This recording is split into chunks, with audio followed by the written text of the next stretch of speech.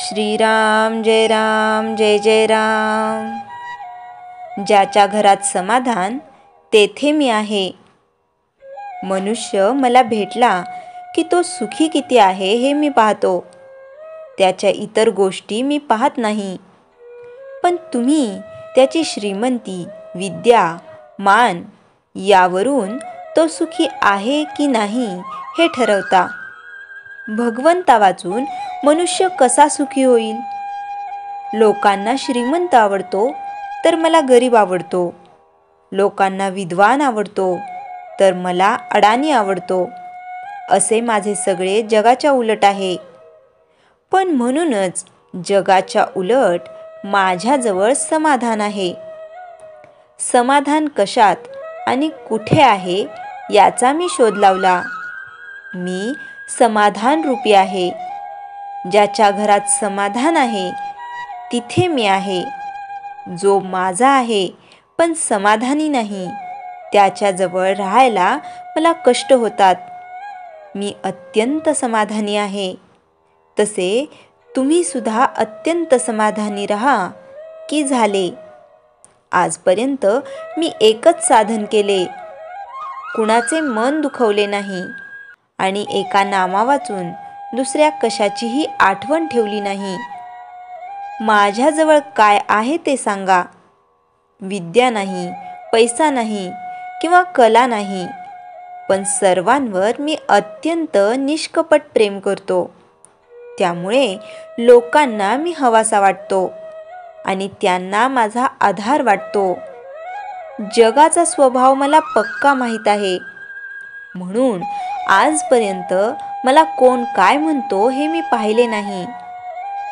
मी त्याला काय सांगायचे एवढेच मी पाहिले। माझे सांगणे ऐकल्यानंतर पुन्हा तुम्ही ऐकायला येता, याची 3 कारणे असू शकतील। एक, मला चांगले सांगता आले नसेल, दुसरे, तुम्हाला ते समजले नसेल, किंवा तिसरे, सांगितलेले तुम्ही विसरला असाल। तुम्ही माझ्याशी अगदी स्वाभाविक रीतीने बोलावे। आपण आपल्या घरातल्या माणसांशी जसे बोलतो तसे अगदी आपलेपणाने माझ्याशी बोलावे। पण माझ्याशी कुणी कसाही आणि काहीही बोलला तरी मला जे सांगायचे ते मी त्याला सांगत असतो। मी एखाद्याला सांगत असताना याने माझे ऐकले तर याचे कल्याण होईल असे आपोआपच माझ्या मनात येते। माझे जो ऐकेल त्याचे खास कल्याण होईल याची मला खात्री असते।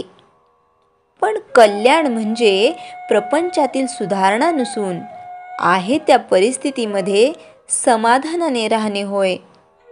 माझ्या माणसाच्या प्रपंचाला मी मदत करणार नाही असे नाही, पण त्याचा प्रपंच त्याच्या परमार्थाचा प्राण घेईल इतकी मी मदत करणार नाही।